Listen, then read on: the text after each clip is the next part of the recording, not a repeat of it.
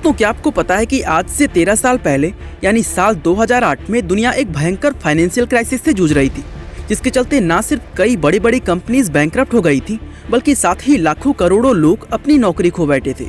और ये सिर्फ किसी एक कंट्री में नहीं हुआ था, बल्कि इस क्राइसिस ने पूरे वर्ल्ड की कमर तोड़ दी थी। और यहाँ तक कि अमेरिका जैसा देश इस क्राइसिस को सर्वाइव नहीं कर पाया था। इनफैक्ट इसकी शुरुआत ही अमेरिका से हुई थी।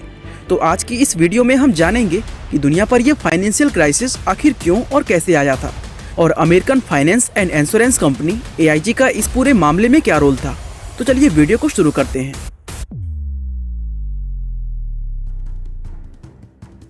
दोस्तों, ये फाइनेंशियल क्राइसिस साल 2007 से 2008 के बीच दुनिया के सामने आया था, लेकिन इसकी शुरुआत करीब 10 साल पहले यानी लेट 90s में ही हो गई थी। दरअसल लेट 90s और अर्ली 2000 में अमेरिका के अंदर .com क्रैश और आतंकवादी हमले जैसी बड़ी घटनाएं हुई, जिनका वहां की इकोनॉमी पर बहुत गहरा असर पड़ा।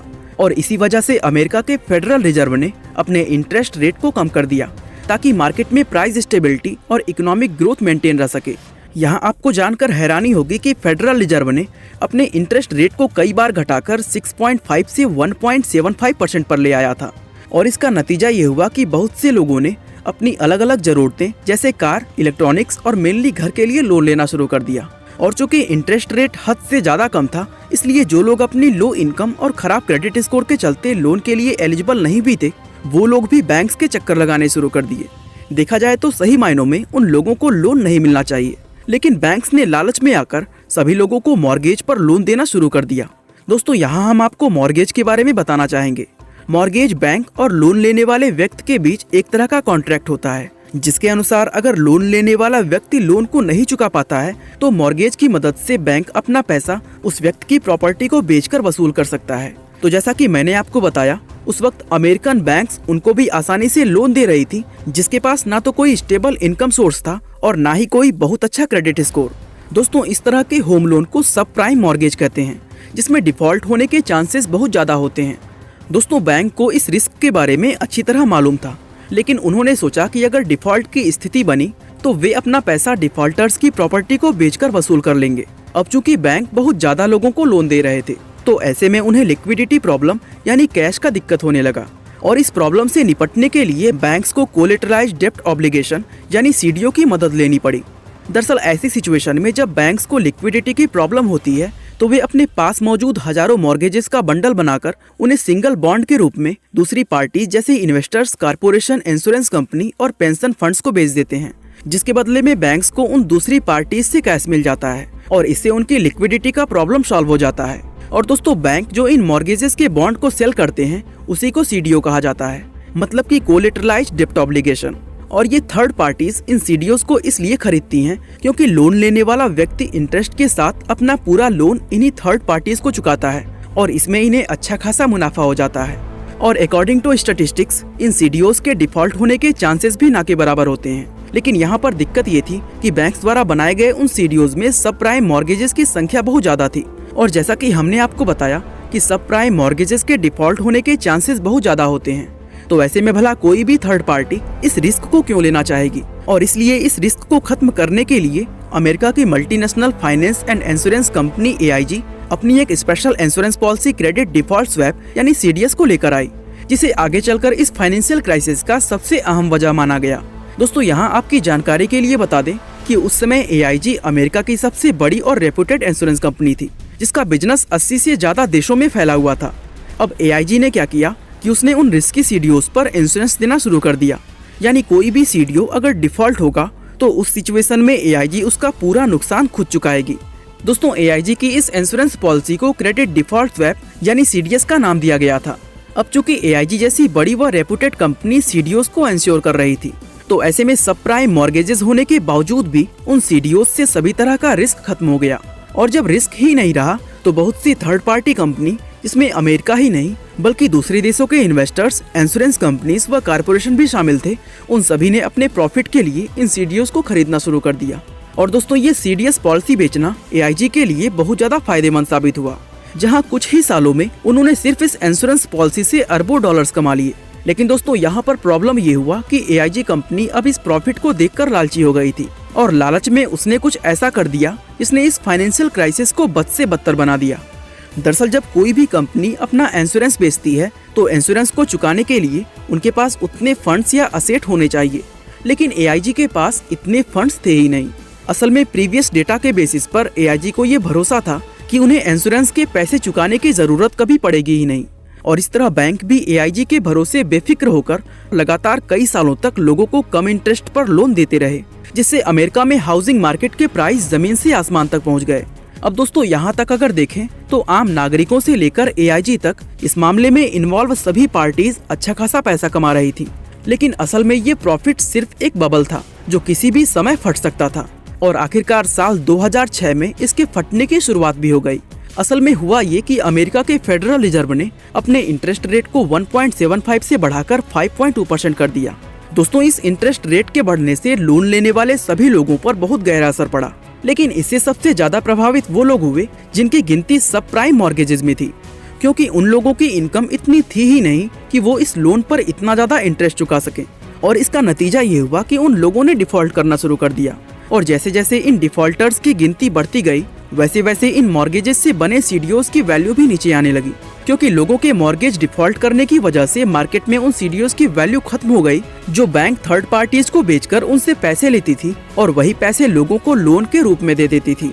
ऐसी सिचुएशन में बैंक्स ने डिफॉल्टर्स के घरों को बेचना शुरू कर दिया, जिससे हाउसिंग मार्केट में घरों की सप्लाई डिमांड से कई गुना ज्यादा बढ़ गई, और इसका नतीजा ये हुआ कि जिन घरों की कीमतें कुछ समय पहले आसमान छू रही थी वो एक ही झटके में जमीन पर आ गिरी, और जब घरों की वैल्यू लोन अमाउंट से भी कम हो गई तो ऐसे में उन लोगों ने भी डिफॉल्ट करना शुरू कर दिया जिनकी गिनती प्राइम मॉर्गेजेस में थी, यानी जो लोग आराम से लोन को चुका सकते थे। दोस्तों अमेरिका के हाउसिंग मार्केट का इस तरह क्रैश होना सभी बैंक्स और CDOs खरीदने वाली थर्ड पार्टीज के लिए एक चिंता का विषय था, लेकिन फिर भी उन्हें ये तसल्ली थी कि उन्होंने अपने CDOs को AIG की CDS पॉलिसी से इंश्योर करवाया। अबे इन्वेस्टमेंट कर रहा हूँ ऑक्टाफेक्स कॉपी ट्रेडिंग ऐप पर। अबे द बेस्ट फॉरेक्स ब्रोकर आया हुआ है, और इंश्योरेंस से मिलने वाले पैसों से वो अपने नुकसान की भरपाई कर सकते हैं। लेकिन हमने आपको पहले ही बताया कि AIG के पास इतने फंड्स थे ही नहीं कि वो सभी CDOs के इंश्योरेंस का पैसा चुका सके, और इसीलिए AIG जितना पैसा चुका सकती थी उसने चुकाया। उसके बाद 15 सितंबर 2008 के दिन AIG का सारा पैसा खत्म हो गया, और उसी दिन अमेरिका के सबसे पुराने बैंक्स में शुमार किए जाने वाला लेहमन ब्रदर्स बैंक भी बैंकरप्ट हो गया। और इस तरह देखते ही देखते ये सब प्राइम मॉर्गेज क्राइसिस एक बहुत बड़े फाइनेंशियल क्राइसिस में बदल गया। और चूंकि उन CDOs में दुनिया भर के इन्वेस्टर्स, इंश्योरेंस कंपनीज व कारपोरेशन ने इन्वेस्ट किया हुआ था, इसलिए इस फाइनेंशियल क्राइसिस का असर सिर्फ अमेरिका ही नहीं बल्कि पूरी दुनिया में देखने को मिला। और इस क्राइसिस की वजह से दुनिया भर में जो मंदी आई उसे दी ग्रेट रिसेशन का नाम दिया गया। दोस्तों फंड्स खत्म होने की वजह से AIG पर भी बैंकरप्ट होने का खतरा था। असल में दुनिया भर के ना जाने कितने बैंक्स और इंश्योरेंस कंपनी किसी न किसी तरीके से AIG के साथ जुड़े हुए थे, और ये बात फेडरल रिजर्व भी जानता था कि अगर AIG बैंकरप्ट हो गई तो ये फाइनेंशियल क्राइसिस और भी कहीं ज्यादा भयानक रूप ले लेगा, और इसीलिए AIG को बचाने के लिए फेडरल रिजर्व को आगे आना पड़ा। दोस्तों फेडरल रिजर्व ने AIG को $85 बिलियन का बड़ा लोन दिया था, और इसके बदले में उन्होंने कंपनी के 80% इक्विटी स्टेक्स एक्वायर कर लिए, और इस तरह कंपनी का पूरा कंट्रोल अमेरिकन गवर्नमेंट के हाथों में आ गया। जिसके बाद उन्होंने सबसे पहले अमेरिकन बिजनेसमैन एडवर्ड लीडी को AIG का नया CEO बनाकर कंपनी की लीडरशिप को चेंज किया। इसके बाद फेडरल रिजर्व को और भी बहुत से खर्चे करने पड़े, जिसमें AIG पर हुए बड़े बड़े मुकदमों को सेटल करने का अमाउंट भी शामिल था। इस तरह AIG को डूबने से बचाने के लिए फेडरल रिजर्व को कुल मिलाकर $122 बिलियन का खर्चा करना पड़ा। इसके बाद धीरे धीरे AIG की गाड़ी फिर से पटरी पर लौटी, और आपको जानकर हैरानी होगी कि साल 2012 में AIG ने ऐसा रिकवर किया कि फेडरल रिजर्व ने AIG के स्टेक को $22 बिलियन की प्रॉफिट पर बेचा। दोस्तों इस फाइनेंशियल क्राइसिस को हुए 13 साल बीत चुके हैं, लेकिन आज भी इसे इतिहास के सबसे बड़े फाइनेंशियल क्राइसिस में गिना जाता है। बाकी दोस्तों आज के लिए बस इतना ही। वीडियो को लाइक। दोस्तों क्या आपको पता है कि आज से 13 साल पहले यानी साल 2008 में दुनिया एक भयंकर फाइनेंशियल क्राइसिस से जूझ रही थी, जिसके चलते न सिर्फ कई बड़ी बड़ी कंपनीज बैंकरप्ट हो गई थी, बल्कि साथ ही लाखों करोड़ों लोग अपनी नौकरी खो बैठे थे। और ये सिर्फ किसी एक कंट्री में नहीं हुआ था, बल्कि इस क्राइसिस ने पूरे वर्ल्ड की कमर तोड़ दी थी, और यहाँ तक कि अमेरिका जैसा देश इस क्राइसिस को सर्वाइव नहीं कर पाया था। इनफैक्ट इसकी शुरुआत ही अमेरिका से हुई थी। तो आज की इस वीडियो में हम जानेंगे कि दुनिया पर यह फाइनेंशियल क्राइसिस आखिर क्यों और कैसे आया था, और American finance and insurance company AIG का इस पूरे मामले में क्या रोल था। तो चलिए वीडियो को शुरू करते हैं।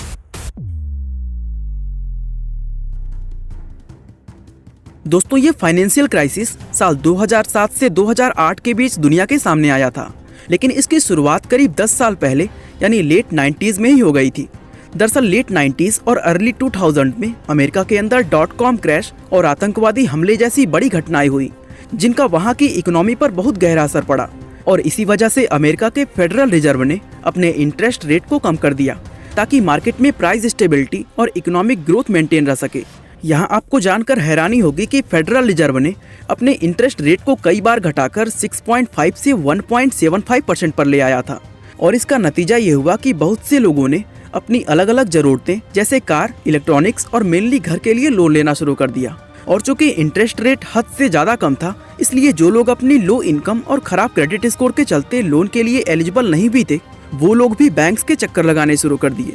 देखा जाए तो सही मायनों में उन लोगों को लोन नहीं मिलना चाहिए, लेकिन बैंक्स ने लालच में आकर सभी लोगों को मॉर्गेज पर लोन देना शुरू कर दिया। दोस्तों, यहाँ हम आपको मॉर्गेज के बारे में बताना चाहेंगे। मॉर्गेज बैंक और लोन लेने वाले व्यक्ति के बीच एक तरह का कॉन्ट्रैक्ट होता है, जिसके अनुसार अगर लोन लेने वाला व्यक्ति लोन को नहीं चुका पाता है तो मॉर्गेज की मदद से बैंक अपना पैसा उस व्यक्ति की प्रॉपर्टी को बेचकर वसूल कर सकता है। तो जैसा कि मैंने आपको बताया, उस वक्त अमेरिकन बैंक्स उनको भी आसानी से लोन दे रही थी, जिसके पास ना तो कोई स्टेबल इनकम सोर्स था और ना ही कोई बहुत अच्छा क्रेडिट स्कोर। दोस्तों, इस तरह के होम लोन को सब प्राइम मॉर्गेज कहते हैं, जिसमें डिफॉल्ट होने के चांसेस बहुत ज्यादा होते हैं।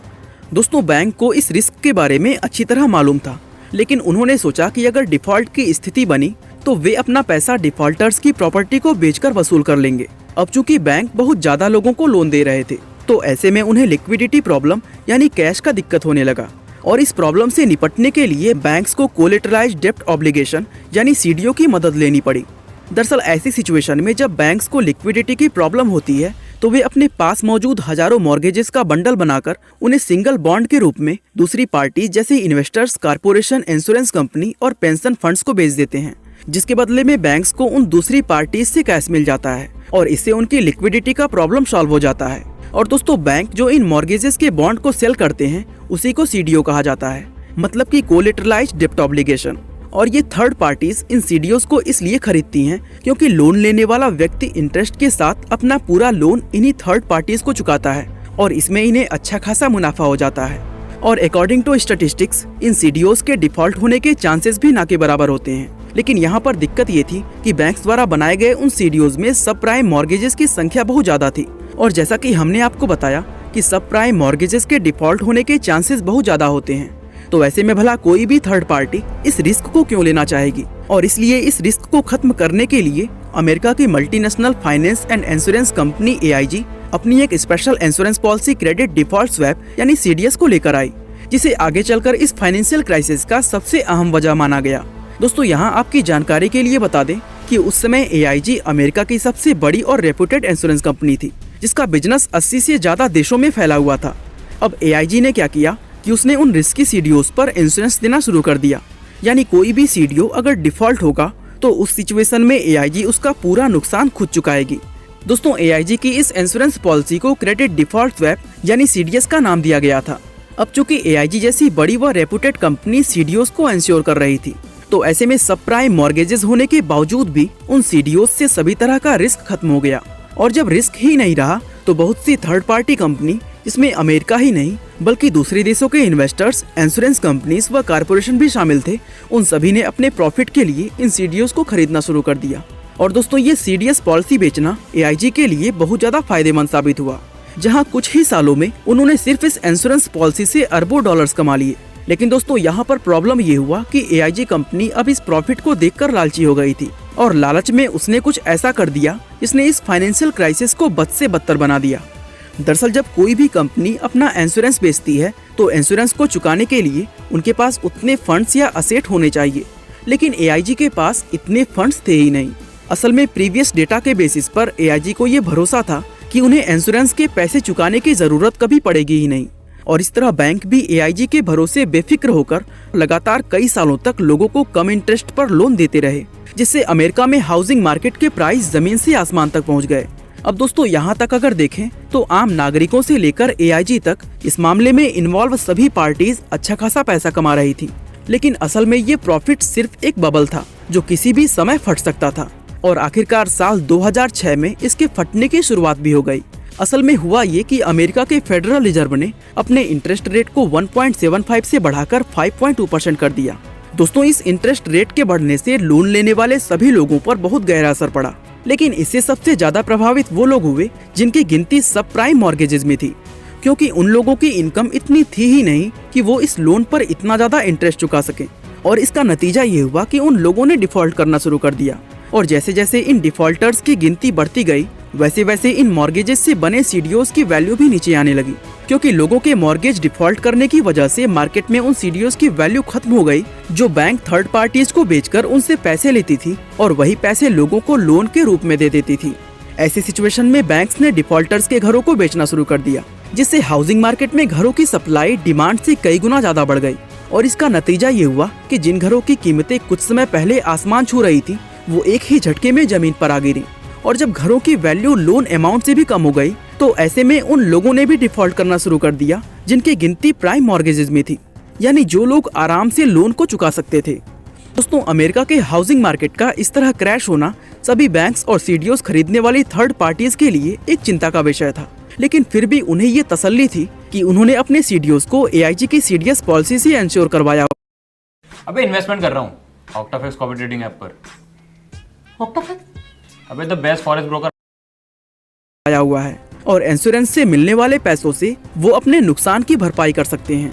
लेकिन हमने आपको पहले ही बताया कि एआईजी के पास इतने फंड्स थे ही नहीं कि वो सभी सीडीओस के इंश्योरेंस का पैसा चुका सके, और इसीलिए एआईजी जितना पैसा चुका सकती थी उसने चुकाया।